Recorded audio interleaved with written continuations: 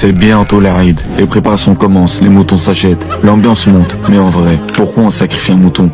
Pour comprendre, il faut revenir bien en arrière, à une époque lointaine, là où Allah a mis à l'épreuve un homme qu'il aimait, Ibrahim alayhi salam. Il avait attendu un fils pendant des années, et quand Allah lui accorde enfin Ismaïl, il l'aime profondément. Mais voilà, dans son sommeil, Ibrahim voit un rêve. Encore, puis encore. Il doit sacrifier son propre fils. Et pour un prophète, un rêve, c'est une révélation.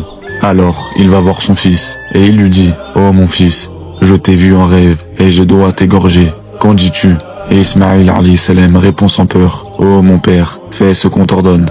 Tu me trouveras patient. Inch'Allah. » Alors, ils partent ensemble, le père et le fils. Ils se dirigent vers Mina, un lieu désertique, silencieux, où le couteau allait trancher plus que la chair. L'attachement, la peur et la volonté. Ibrahim attache son fils, il pose le couteau, et il s'apprête à obéir. Mais Allah l'arrête, et il lui dit, « Tu as accompli la vision.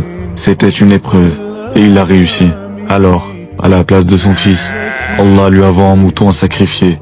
Depuis ce jour, chaque année, les musulmans revivent ce moment. Pas pour la viande, pas pour la coutume, mais pour se rappeler qu'obéir à Allah, ça veut dire lui faire confiance, même quand c'est dur, même quand ça fait mal, et surtout, quand ça touche ce qu'on aime le plus.